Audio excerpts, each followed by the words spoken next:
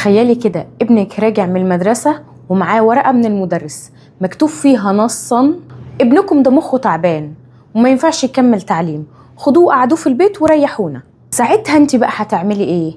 انا عارفة، ساعتها انت هتلطمي وتقعدي تشدي في شعرك ان ما طلعتش اصلا شبشب ست الحبايب، وده اكيد الطبيعي. لكن الام اللي هحكي لكم حكايتها النهاردة عملت العكس تماما، والنتيجة ان ابنها الفاشل ده هو اللي نور لنا العالم كله حرفيا. اهلا بيكم في حلقة جديدة من برنامج اهدأ مما يبدو.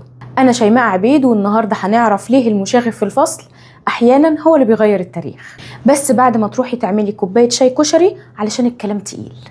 توماس اديسون مخترع المصباح الكهربائي قعد في المدرسة يا عيني 3 شهور بس. تفتكري ليه؟ المدرسين وصفوه إن طفل متلخبط ومشتت دائما.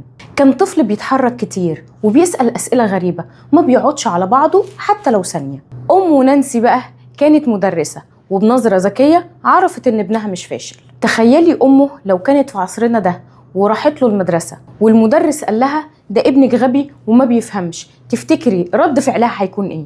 انا عن نفسي متخيلة كانت هتبص له وتخبطه خبطة في كتفه وتقول له يا سيدي صلي على النبي بس في قلبك، ده انا ابني من كتر الذكاء مخه عامل تلامس كهربي، هو بس لسه محتاج ينور اللمبة.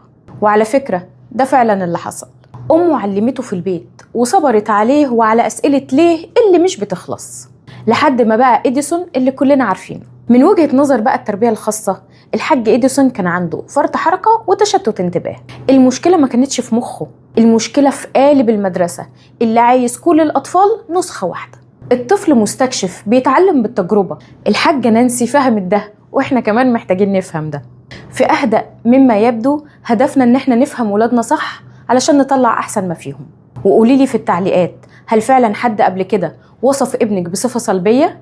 وانت اكيد بقلب الام قلتيله شوف ابني بعد كده هيعمل ايه وايه. اشوفكم الحلقة الجاية، وخليكوا دايما اهدأ مما يبدو.